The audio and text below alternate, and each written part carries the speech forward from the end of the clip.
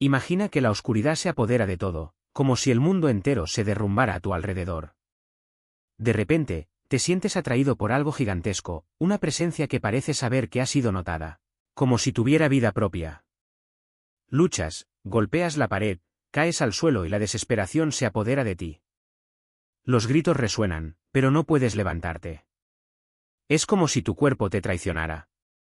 7 arterias explotan al mismo tiempo, un colapso instantáneo que lo paraliza todo. Pierdes el control de tus piernas, ya no sientes nada debajo de la cintura. Hasta que, de repente, algo cambia. Un milagro. Vuelves a caminar, paso a paso, agradeciendo cada movimiento, como si cada paso fuera un regalo. Y luego, sin previo aviso, corres. Corre como si nunca se hubiera detenido, como si su cuerpo recordara lo que era ser libre. Bienvenidos a una conversación sobre lo sobrenatural. Hoy tenemos con nosotros a Jaco Dee, un hombre cuya vida es un testimonio vivo del poder que trasciende la lógica. Desde niño, Jaco creció en las bancas de la iglesia, hijo de un pastor, rodeado de historias de fe. Pero la infancia no fue fácil. Entre viajes de ida y vuelta al hospital, colapso pulmonar y ataques de asma tan graves que lo dejaban dependiente de máquinas para respirar, la vida parecía una batalla constante. Hasta que un día, una extraña mujer, una profetisa de Haití, apareció en su iglesia. Con sus manos ardiendo como fuego, lo tocó y profetizó: si sirves a Dios, Él te librará de todo. En ese momento, Jaco no entendió el peso de aquellas palabras, pero hoy sabe que fueron una advertencia divina. A lo largo de los años, Jaco escuchó innumerables historias de milagros, testimonios de abuelas y madres que vieron a Dios actuar de manera sobrenatural. Pero en la práctica, la iglesia parecía diferente. Algunos exorcismos aquí y allá, pero nada comparable a las historias que había oído. Siendo adolescente decidió seguir su propio camino. Quería vivir su fe a su manera, ir a la iglesia, cantar, escuchar sermones, ser una buena persona, pero también sumergirse en la vida de la calle. Vendió drogas, se metió en problemas, pero nunca dejó de asistir a la iglesia. Era como si viviera en dos mundos. Hasta que la ley le alcanzó. Acusado de 2 robos a mano armada, uno que cometió y otro que no, Jaco se encontró ante una pesadilla. El juez era el más estricto del distrito, el fiscal era despiadado. Los cargos podrían costarle hasta 80 años de prisión. El mínimo, incluso en caso de ser absuelto, sería de 15 años. Durante 2 años vivió entre audiencias e incertidumbre, preguntándose si su vida estaba condenada al fracaso. En un momento de desesperación, abrió la Biblia al azar y leyó acerca de Pedro, liberado de la prisión por un ángel. Le dio esperanza, como si Dios dijera: aún tengo el control. Pero el juicio no sería fácil. El juez ignoró acuerdos, aumentó las penas y parecía decidido a hacer de él un ejemplo. Mientras tanto, Jaco trabajaba en un almacén, hasta que la policía lo arrestó en pleno turno, esposado y humillado delante de todos. Cuando consiguió la libertad bajo fianza, volvió a trabajar, pero semanas después, la policía volvió a aparecer. El dueño de la empresa, sin embargo, le creyó. Habló a su favor en el tribunal, destacando su honestidad. Después de todo, Jaco tenía la llave del almacén donde se almacenaban millones en productos médicos y nunca hubo ningún problema. El día del veredicto, Jaco ya sabía que no había escapatoria. Aunque era inocente de uno de los cargos, los tribunales parecían decididos a condenarlo. Pero en el fondo sabía que algo más grande estaba en juego. Su historia estaba lejos de terminar. Entonces, en ese momento, algo dentro de mí se rompió. No fue solo resistencia, fue una elección consciente: ya no sería esclavo de lo que me destruyó. Y cuando la tentación apremiaba, cuando el deseo parecía insoportable, recordaba las noches en que los espíritus se manifestaban en mi habitación, no como alucinaciones, sino como evidencia de que había algo más grande en juego. Si el mal estaba tan interesado en mí era porque Dios también actuaba. Y si Él me hubiera liberado de 80 años de prisión, me hubiera dado una segunda oportunidad cuando el mundo ya me había condenado, ¿cómo podría traicionarlo en un momento de debilidad? Entonces respiré hondo y me levanté. No salí a la calle. No me rendí. Y, por primera vez, sentí que la victoria no era solo mía, sino suya. A partir de ese día, la lucha no cesó, porque la carne es débil y la tentación siempre regresa. Pero algo había cambiado, ya no luchaba solo. Cada vez que surgía el deseo, recordaba el rostro que emergía de la pared, la sombra que intentaba asfixiarme, y entendía que no era solo una batalla contra mí mismo, sino contra fuerzas que no me querían libre. Y si no quisieron fue porque Dios tenía un propósito mayor para mí. Así comencé a comprender lo que significaba estar verdaderamente transformado. No se trataba de perfección, sino de dirección. No se trataba de no volver a caer nunca más, sino de levantarnos siempre con más fe. Y poco a poco, las caídas se fueron haciendo más raras, los intervalos de victoria más largos. Hasta que un día me di cuenta de que ya no era el mismo hombre. El Jacob que entró en esa sala, asustado y sin esperanza, ya no existía. En su lugar había alguien que sabía que incluso en mis momentos más oscuros, la mano de Dios estaba ahí, no para juzgarme, sino para levantarme. Y así fue como mi historia tomó un giro que nadie hubiera podido predecir. Porque cuando reconoces que no eres tú quien te salva, sino que eres salvo cada día, todo cambia. Las cadenas se rompen. Las puertas se abren. Y lo que alguna vez pareció un final se convierte en el comienzo de algo mucho más grande. Yo estaba allí, de pie, escuchando ese sonido que no era humano, era algo que atravesó la noche como garras sobre metal. El aire era pesado, denso, cargado de una energía que no pertenecía allí. Y entonces, de repente, lo entendí, no era solo un festival. Fue una batalla. Una batalla que no pude ver, pero que estaba sucediendo allí, en ese momento exacto, entre las delgadas paredes de esa habitación improvisada. Y fue entonces cuando algo dentro de mí hizo clic. No fue miedo. No fue desesperación. Tenía la certeza de que si me quedaba ahí, quieto, esperando que pasara, estaría regalando la tierra. Entonces hice lo que siempre hacía cuando la oscuridad parecía más fuerte, levanté la voz.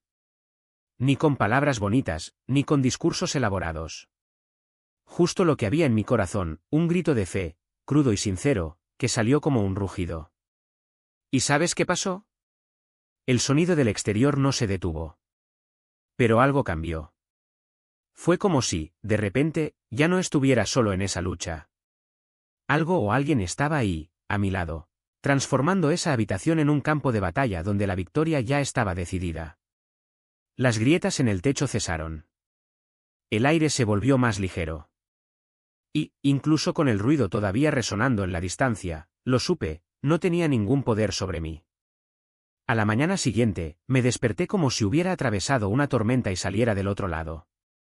Y cuando les conté a los hermanos lo que había pasado, no se sorprendieron.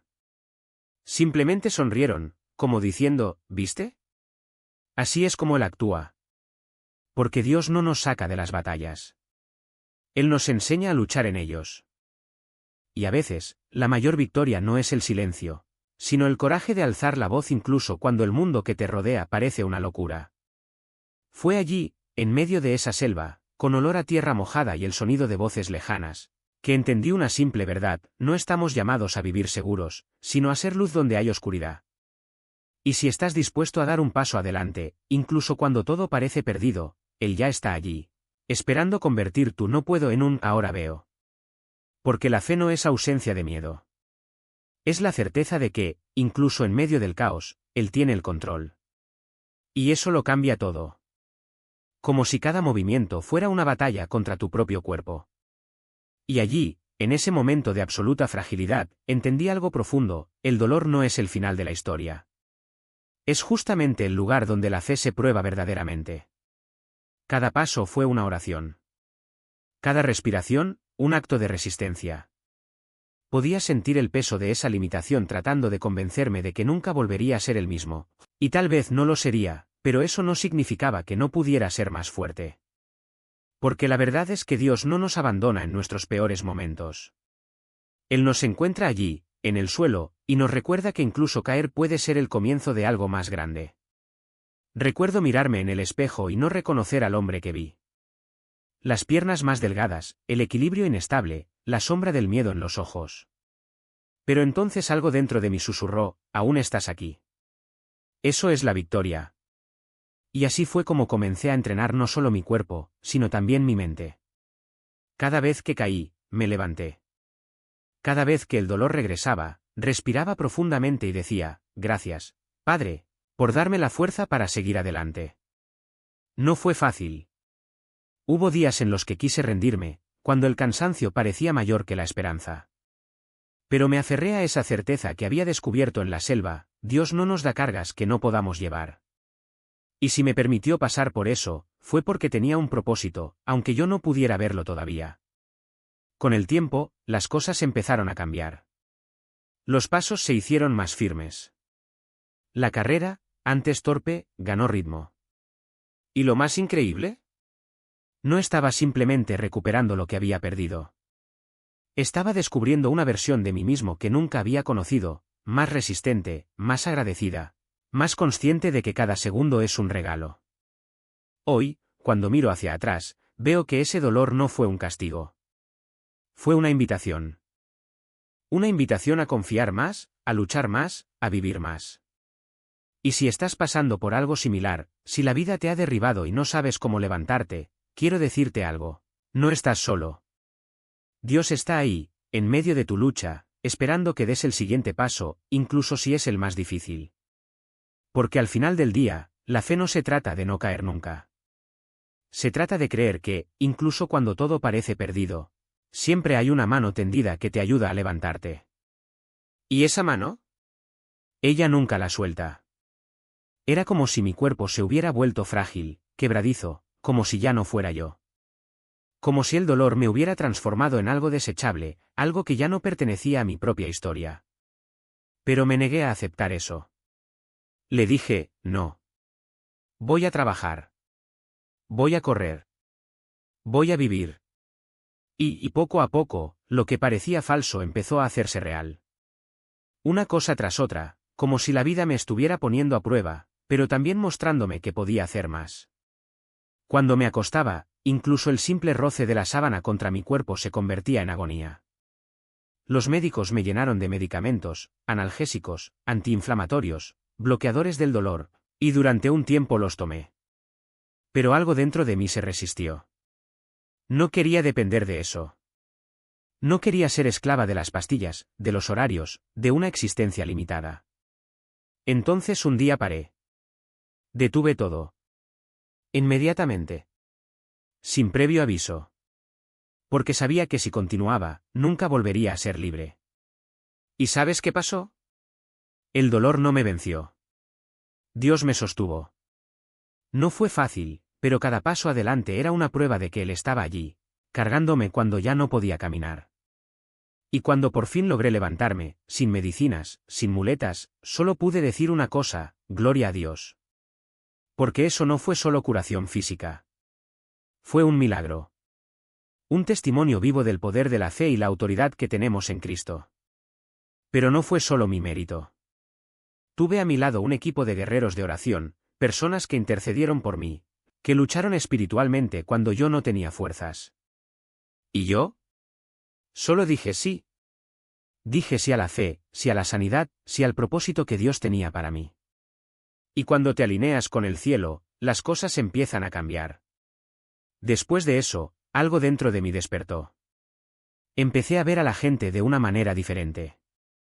No como víctimas, sino como oportunidades para que Dios actúe. Un día vi un vídeo de alguien orando por un extraño en la calle y de repente algo hizo clic. ¿Por qué no yo?, pensé. Mi esposa incluso recuerda que en algún momento dije: quiero imponer manos. Quiero que Dios me use para sanar. Yo no lo recuerdo, pero ella sí. Y eso ya era una señal. Entonces llegó el día en que todo cambió.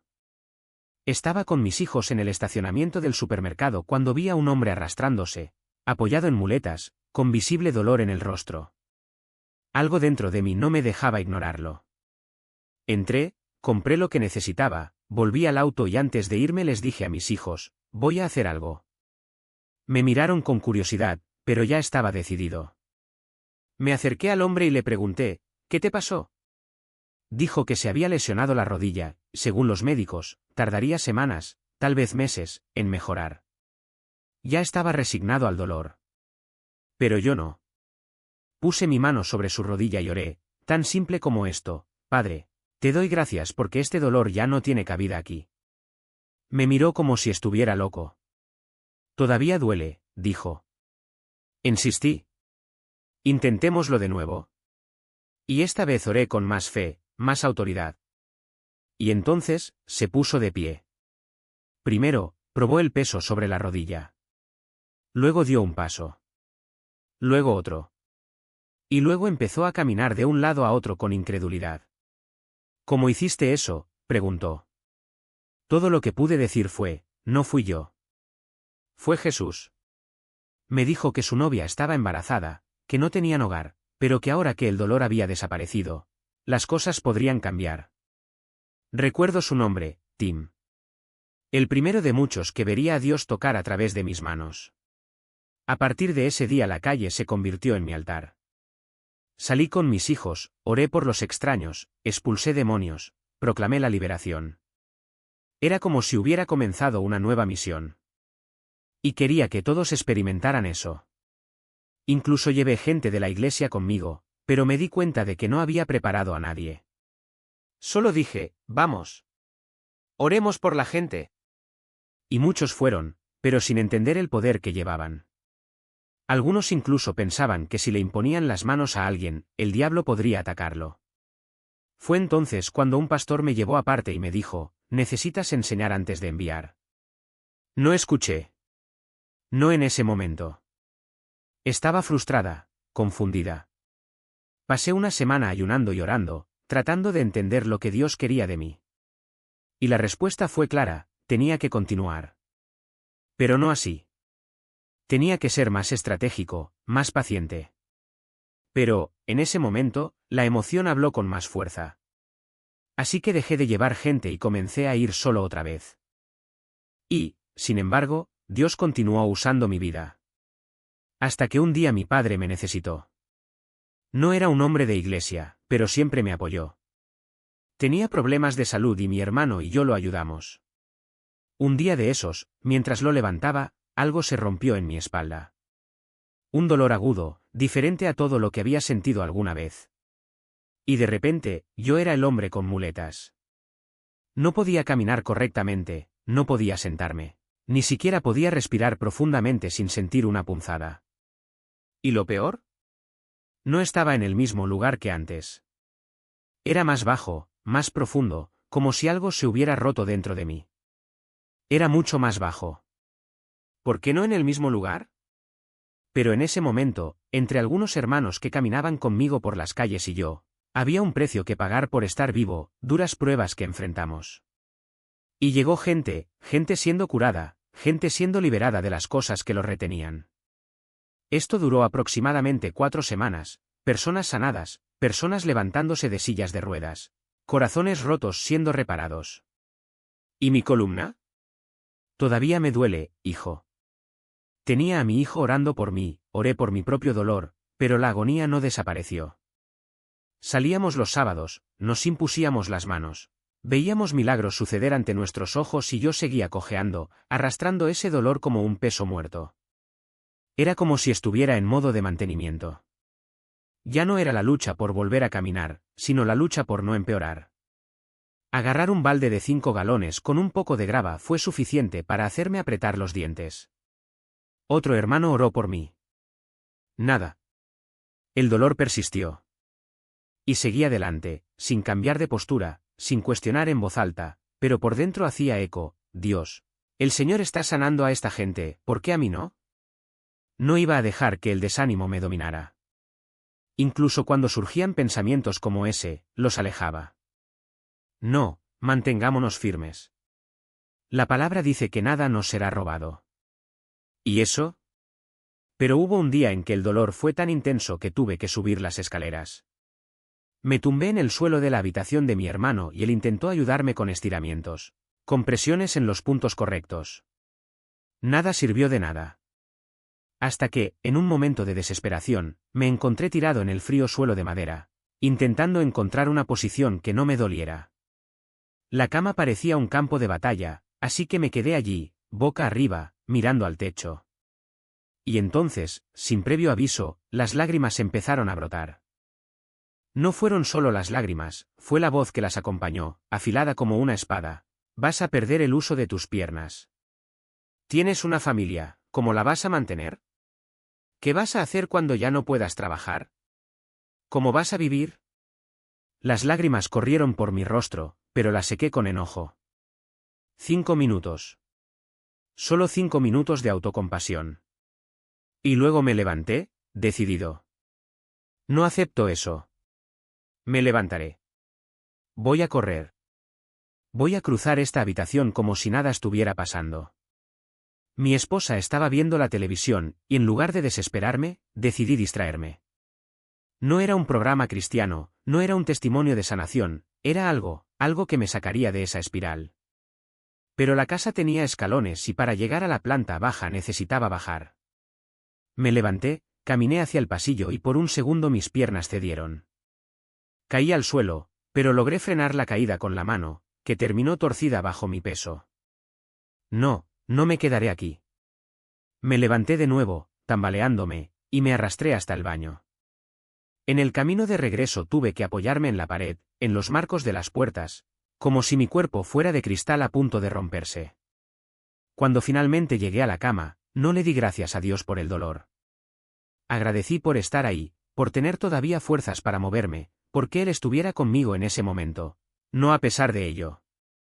Me quedé allí, viendo algo en la televisión, bebiendo agua, tratando de ignorar la agonía. 2 horas más tarde decidí intentarlo de nuevo. Cuando puse los talones en el suelo, un dolor punzante me subió por la parte posterior de las piernas hasta la parte baja de la espalda y caí de nuevo, sobre la cama. Aquí vamos de nuevo. Permanecí inmóvil durante unos 50 segundos, mientras mi esposa me observaba, tratando de no mostrar preocupación. ¿Sabía lo que ella estaba pensando? ¿Cómo se va a tomar esto? Pero no podía darme el lujo de debilitarme. No delante de ella. No delante de mí. Luego me levanté una vez más. Y en el momento en que me levanté, fue como si alguien hubiera vertido agua caliente sobre un terrón de azúcar atrapado en algún lugar que no debería estar. El dolor simplemente desapareció. Desapareció. Como si nunca hubiera existido. Comencé a moverme, torciendo el cuerpo, doblando las piernas, levantando las rodillas. Llamé a mi hijo menor, que en ese momento probablemente tenía 6 o 7 años. Ven aquí, muchacho.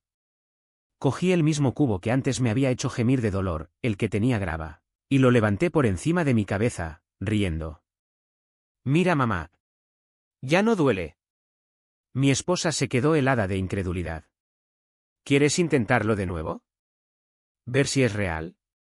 Negué con la cabeza. No lo necesito. Ya lo sé. Y fue así.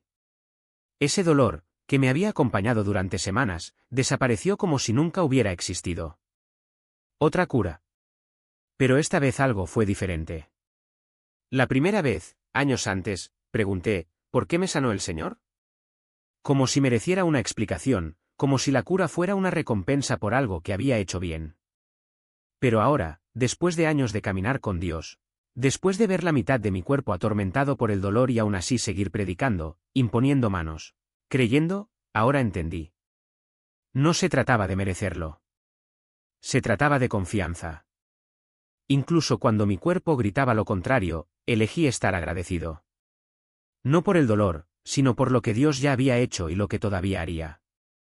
La primera cura había sido en 2009. ¿Esta segunda? 10 años después, en 2019. ¿Y qué he hecho todos estos años? Apoyé el hombro en el arado y no miré atrás. Seguí saliendo a las calles, imponiendo manos sobre los enfermos, liberando a los oprimidos. Junto con Mary Beth y Dawn, trabajamos en Clash of Kingdoms, llevando esperanza a donde parecía haber ido.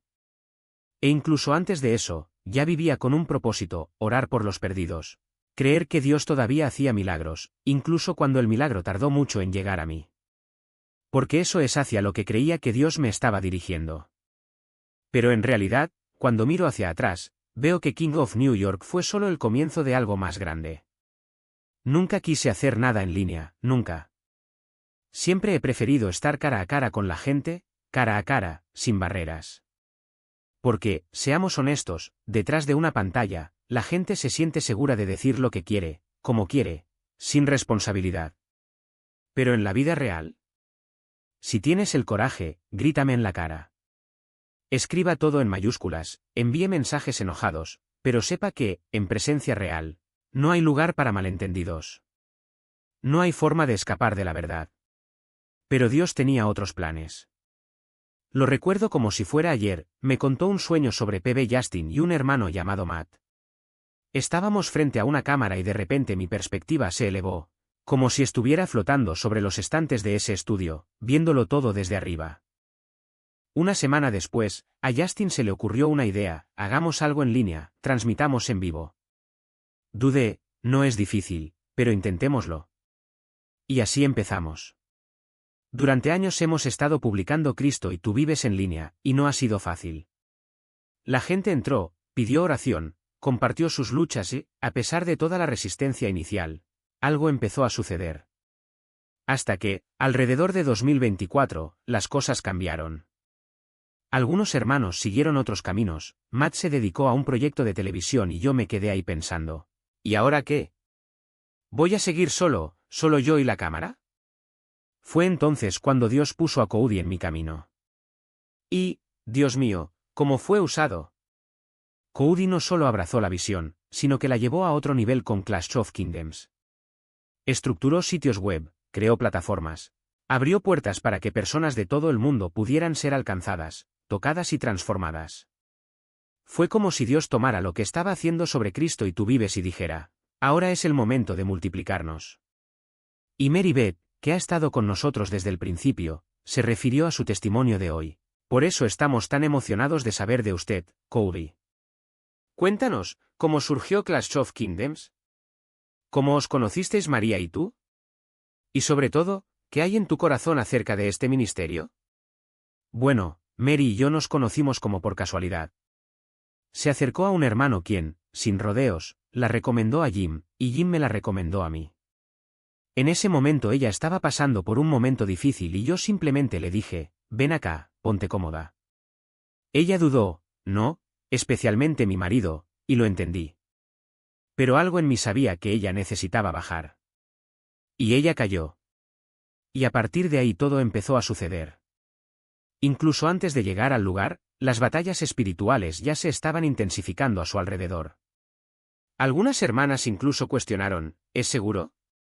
Están pasando tantas cosas raras. Pero Joe, su marido, fue firme, si Dios habló, vayamos hasta el final. Y así fue. ¿El resto? Es historia. Una de las cosas que más amo de mi hija, y ella puede confirmarlo, es que incluso cuando no vio los resultados que quería de inmediato, sabía que la constancia era la clave. Y eso es lo que creo, la fidelidad en lo poco es lo que abre las puertas a mucho. Con Choque de Reinos, nuestro objetivo no es solo cumplir la gran comisión, sino entrenar al cuerpo de Cristo para caminar por la tierra como hijos manifiestos de Dios. Como dicen Romanos, y aquí parafraseo, toda la creación gime y espera la revelación de los hijos de Dios. Porque, al fin y al cabo, no tiene sentido simplemente traer a personas necesitadas. Necesitamos equiparlos para crecer, para llegar a ser como Cristo. Esto es lo que dice Efesios 4 y 12, los 5 ministerios fueron dados para perfeccionar a los santos, a fin de que todos alcancemos la estatura de un varón perfecto, a la medida de la plenitud de Cristo. Nuestra meta es ver el cuerpo crecer, multiplicarse, replicar las mismas señales, maravillas y enseñanzas que hemos visto. Milagros, amor, predicación del Evangelio, todo lo que aprendemos, lo queremos transmitir. Y para terminar, quiero agradecerle por compartir su testimonio con nosotros hoy. Fue poderoso. Pero antes de irnos, una pregunta, estamos a punto de entrar en el 2021. ¿Qué sientes en el espíritu, Cody? ¿Qué está por suceder en el mundo? Buenas noches. Buenas noches. Buenas noches. Hay una unción mayor de que los hijos de Dios se levanten y tomen sus lugares, no para ser eclipsados por las tinieblas, sino para arrojar luz donde las tinieblas intentan prevalecer. Y sí, veremos más oscuridad, pero eso será solo porque una caravana de luz viene detrás. Una generación de guerreros está surgiendo, lista para manifestar el reino como nunca antes. Eso es lo que me conmueve, no podemos ser complacientes. No podemos quedarnos en el medio, sin fuego, sin pasión. Porque el regreso del Señor se acerca y su presencia exige una respuesta. Muchas gracias por estar aquí hoy, Cody. Fue una bendición. Y, con este nuevo año a la vuelta de la esquina, con esa sensación en el aire de que algo grande se acerca, ¿podrías bendecirnos con una oración? Señor, te damos gracias. Te damos gracias por los vínculos que creaste entre nosotros, tus hijos, tus guerreros. Aunque la oscuridad se intensifique, no permitas que tus hijos tengan miedo, porque saben que ellos son la luz. Dijiste que una ciudad construida sobre una montaña no se puede ocultar. Entonces, en este próximo año, ayuda a tus hijos a entregarse a la verdad de quienes son en ti, mayor que la oscuridad, mayor que cualquier diagnóstico, mayor que cualquier plan del enemigo. Porque ya has ganado. Permítanos caminar en esa victoria, manifestarla, vivirla. En el nombre de Jesús. Amén. Recordándonos todo lo que nos has dado. No se trata de recibir más, porque tú ya nos has concedido todo lo que pertenece a la vida y a la piedad. Lo que necesitamos ahora es crecer en el conocimiento de ti, en medio de las circunstancias que se presentan, en las enfermedades que intentan alojarse en nuestros cuerpos, en las enfermedades que buscan azotarnos, en las malas influencias que insisten en alcanzarnos. Que cada célula, cada fibra de nuestro ser, sea inundada con la revelación de tu verdad, para que podamos caminar en la plenitud de vida y santidad que ya nos ha sido concedida. Dijiste que tu pueblo perece por falta de conocimiento. Entonces, Señor, abre nuestros ojos para ver más allá de lo visible, para reconocer que, en Cristo, ya hemos sido liberados, sanados y restaurados. Que nuestra fe no sea sacudida por lo que captan los sentidos, sino establecida en lo que tu palabra declara. Que el nombre de Jesús, poderoso e invencible, sea nuestra bandera, nuestra defensa, nuestra victoria manifiesta. En el nombre de Jesús, el nombre que está sobre todo nombre. Amén.